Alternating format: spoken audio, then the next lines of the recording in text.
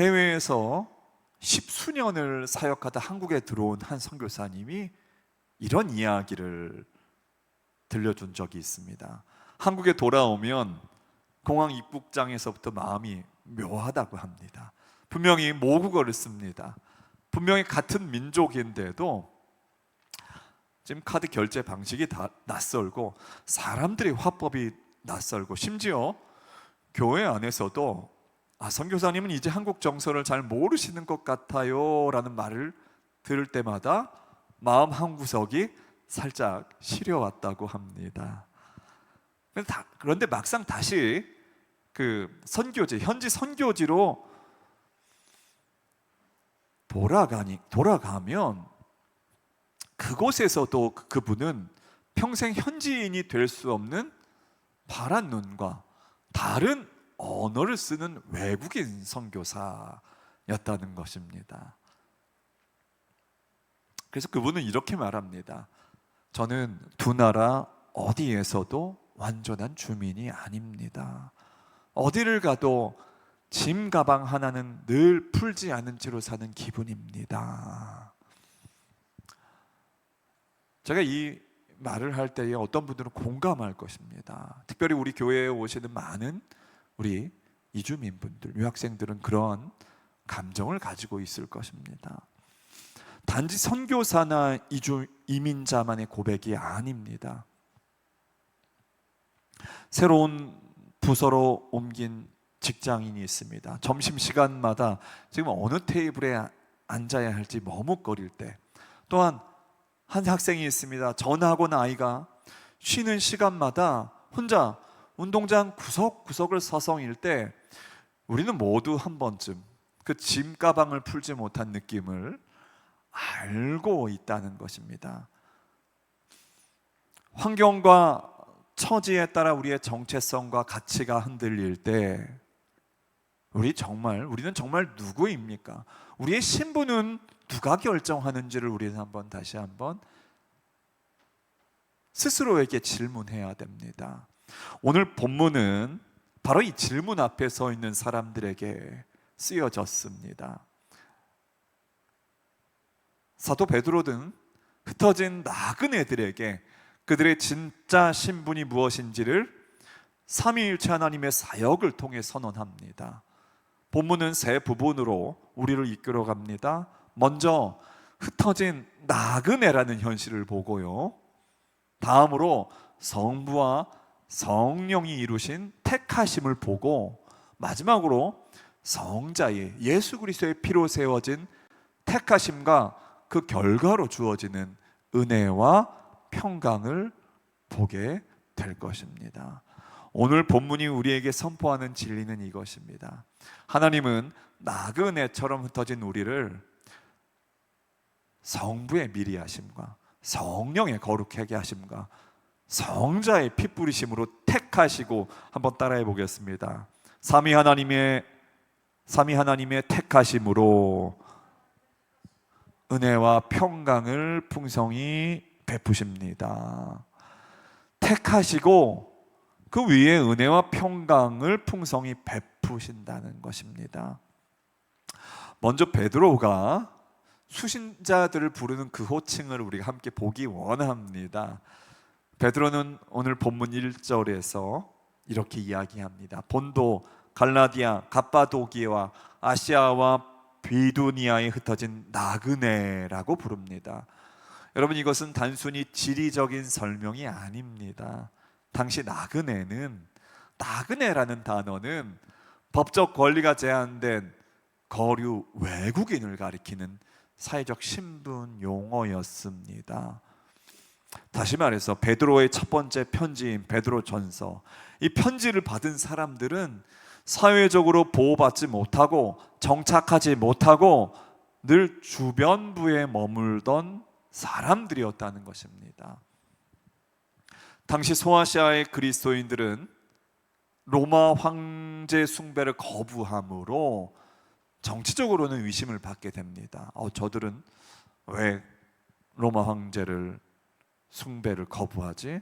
그러면 사회적으로도 실제 법적인 보호가 제한된 위치에 있었다는 것입니다. 그들의 흩어짐과 나그네 됨은 그냥 추상적인 표현이 아니라 매일의 현실이었다는 것입니다. 그런데 베드로는 다음 절에서 그 흩어진 나그네들을 향해 전혀 다른 말로 다시 부릅니다. 한번 따라해 보기 원합니다. 택하심을 받은 자들에게. 지금 나그네라고 지칭하면서 택하심을 받은 자들에게 라고 말하고 있습니다. 한 문장 안에서 사회적 신분과 영적인 신분이 정면으로 지금 대조되고 있습니다. 세상은 그들을 향해서 주변부 사람들, 정착하지 못한 사람, 바깥 말해서 이방인으로 보았지만 하나님은 그들을 택하신 사람으로, 즉 가장 중심에 있는 사람으로 보셨다는 것입니다. 그렇게 부르셨다는 것입니다. 직장에서 신앙 때문에 은근히 배제되거나 가치관이 다르다는 이유로 환영받지 못하다고 느꼈던 순간들 혹시 여러분 가운데 있습니까?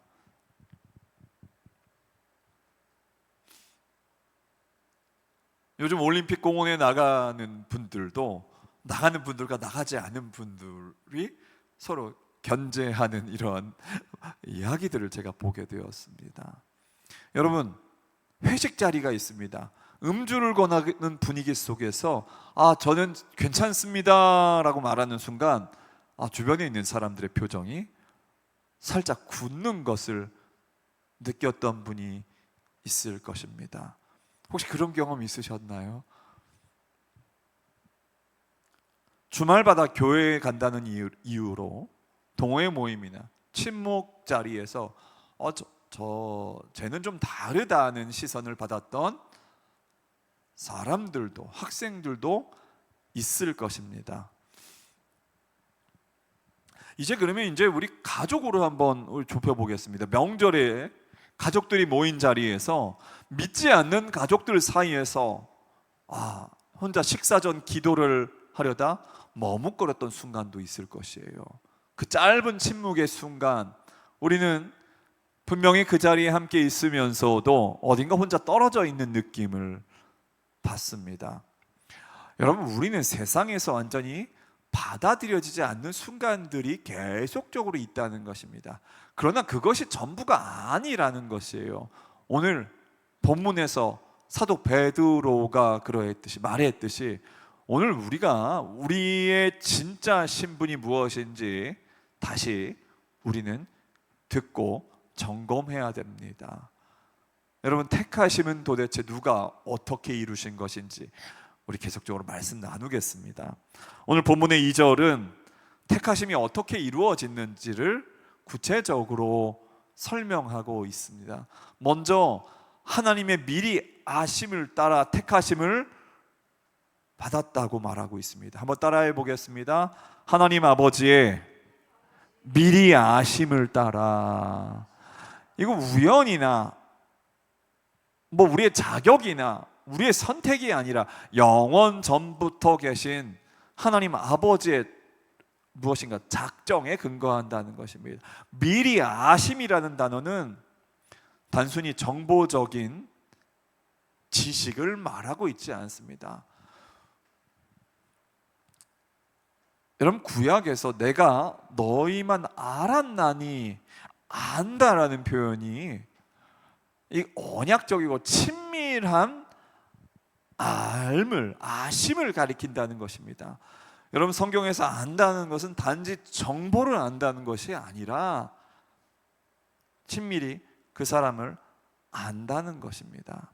여러분, 부모가 이제 자녀를 낳기 전부터 이름을 짓습니다. 작은 옷과 신발을 미리 사둡니다. 아직 얼굴도 보지 못한 아이를 향해 내가 너를 기다렸다고 말하는 것을 생각해 보십시오. 그 아이는 아무것도 한 일이 없어요.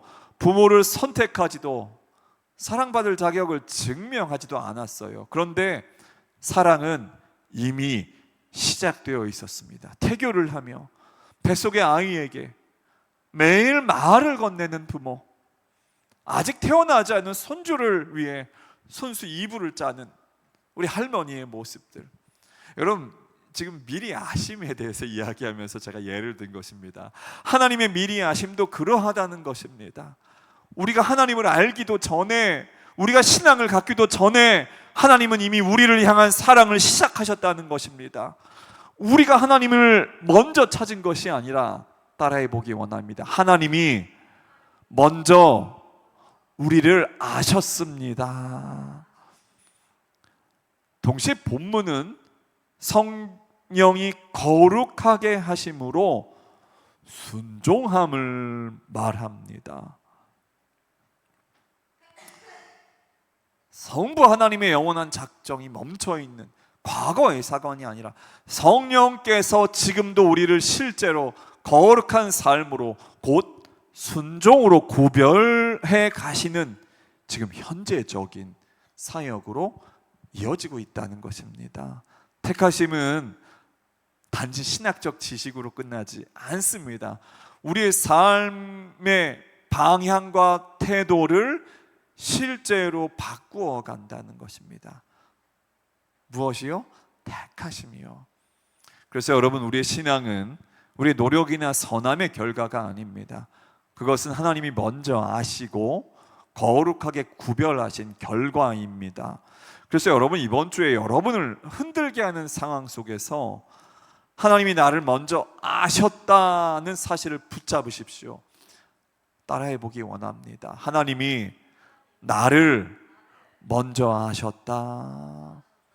여러분의 가치는 환경이나 평판이 아니라 영원 전부터 시작된 하나님의 사랑에 근거합니다. 무엇에 근거한다고 말씀을 드렸죠? 영원 전부터 시작된 하나님의 사랑에 근거합니다. 그런데 이 택하심에는 반드시 거쳐야 할 대가가 있습니다. 한 가지 대가가 있습니다. 오늘 본문은 택하심이 예수 그리스도의 핏부림을 얻기 위하여 이루어졌다고 말합니다. 여러분, 다시 한번 우리 베드로전서 1장 1절과 2절 말씀을 같이 읽도록 하겠습니다. 베드로전서 오늘 본문 말씀 짧으니까요, 다시 한번 읽도록 하겠습니다. 예수 그리스도의 사도 베드로는 본도, 갈라디아, 갑바도기아, 아시아와 비두니아에 흩어진 나그네, 곧 하나님 아버지의 미리 아심을 따라 성령이 거룩하게 하심으로 순종함과 예수 그리스도의 핏부림을 얻기 위하여 택하심을 받은 자들에게 편지하노니 은혜와 평강이 너희에게 더욱 많을지어다. 택하심이 예수 그리스도의 핏부림을 얻기 위하여 이루어졌다고 오늘 본문은 말하고 있습니다. 여러분, 이 구절들, 이 표현들은 출애굽기 24장의 그 신의 산의 언약을 배경으로 하고 있습니다. 출애굽기 24장을 보면요, 모세는 송아지의 피를 가져다가 절반은 제단에 뿌리고 절반은 백성에게 직접 뿌렸습니다. 그 이스라엘 백성은 그 핏방울이 자신의 옷과 몸에 튀는 순간 비로소 자신이 하나님의 언약 안으로 들어왔다는 것을 눈으로, 몸으로 확인했습니다. 여러분, 이것은 추상적인 선언이 아니라 실제로 느껴지는 사건이었어요. 옛 언약 백성이 그렇게 핏부림을 통해 하나님의 백성으로 세워졌듯이 우리는 예수 그리스도의 피를 통해 새 언약의 백성으로 세워졌습니다.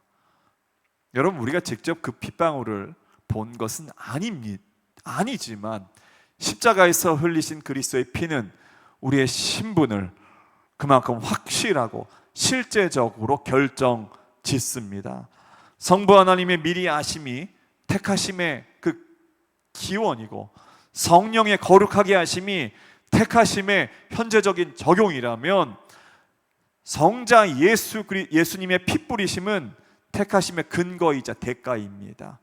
여러분, 우리가 값없이 받은 이 신분은 예수 그리스도께서 자신의 피로 값을 치르셨기에 우리에게 주어진 것입니다. 여러분, 믿으시기 바랍니다. 그런데 그리고 본문은 이 모든 것의 결과를 한 문장으로 마무리합니다. 따라해 보기 원합니다. 은혜와 평강이 너희에게 더욱 많을지어다.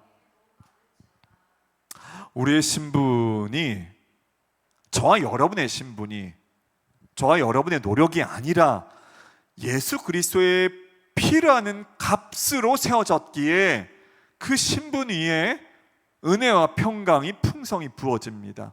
이것은 단지 인사한 말이 아니라 흩어진 나그네에게 주어지는 가장 강력한 축복입니다. 오늘 그래서 이 오후에 있는 우리 필리핀 공동체 예배에서 우리 목사님께서 이제 강력한 축복을 선포하시면 됩니다. 베드로전서 1장 1절과 2절을 말씀을 통해서 흩어진 나그네에게 주어지는 가장 강력한 축복의 선포를 하시는 것입니다. 여러분, 성경에는 이렇게 나그네로 살았으나 약속의 백성으로 살아간 사람들에 대한 이야기들로 가득 찹니다. 아브라함은 평생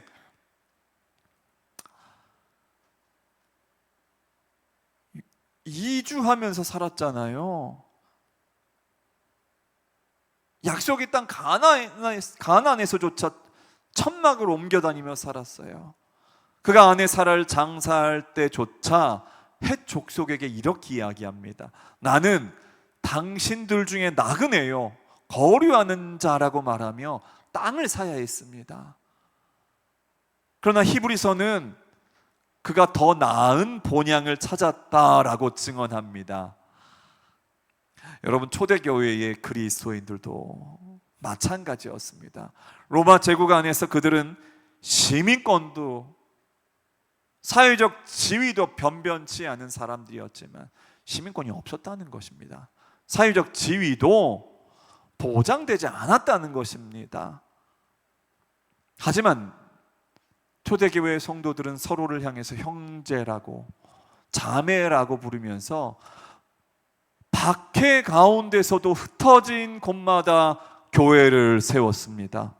오늘날도 타국에서 살아가는 많은 디아스포라 성도들, 이를테면 몽골이나 필리핀이나 동남아 현지에서 평생을 보내는 선교사 가정들, 외국인 노동자로 한국에 들어와 또 주일마다 주말마다 이런 예배 초소에 모이는 우리 이주민 성도들이 바로 이 본문을 붙잡고 위로를 얻는다는 것입니다. 그들은 이 땅에서 나는 나그네지만 하늘에서는 시민이다라는 사실 하나로 매일을 버티는 것이에요. 그래서 우리의 시민권은 하늘에 있다라는 이 말씀을 우리는 항상 붙잡아야 됩니다. 대한민국 국민으로 살아가지만 우리는 하나님 나라의 시민권자로, 하나님 나라의 백성이라는 이중의 국적을 가지고 살아가는 존재라는 것을 반드시 기억해야 됩니다. 여러분, 우리의 신분은 우리의 노력으로 세운 것이 아니라 예수 그리스도의 피로 세워졌습니다. 그래서 우리는 흔들리는 환경 속에서도 흔들리지 않는 은혜와 평강을 누릴 수 있습니다. 오늘 본문이 선포하는 진리를 우리 다시 한번 마음에 새기기를 원합니다. 하나님은 나그네처럼 흩어진 우리를 성부의 미리 하심과 성령의 거룩하게 하심과 성자의 피 부으심으로 택하시고 그 위에 은혜와 평강을 풍성히 베푸십니다. 그래서 이 택하심은 우리의 도덕적 노력이나 무엇인가 심리적인 자존감 회복에 무엇인가 테크니컬한 기술이 아닙니다. 택하심은 우리가 다른 사람보다 우월하다는 근거도 아닙니다. 오직 삼위일체 하나님의 은혜로운 그 사역의 결과입니다. 우리는 이 진리를 단지 정보로만 받아들이고 지나쳐서는 안 된다는 것을 말씀드리고 싶습니다. 여러분, 이번 주에 혹시 여러분을 흔들게 하는 상황 앞에서 나는 환경이 아니라 하나님의 택하심으로 사는 사람이다 라고 의식적으로 선언하며 하루를 시작하십시오. 한번 따라해 보기 원합니다. 나는 하나님의 택하심으로 사는 사람이다. 여러분 직장이든 여러분이 일터든 여러분이 있는 곳에서 소외감을 느낄 때, 관계 속에서 거절당했다고 느낄 때, 여러분 그 순간마다 여러분 그 상황을 바라보지 마시고 환경을 바라보지 마시고 바로 이 진리로 돌아오시는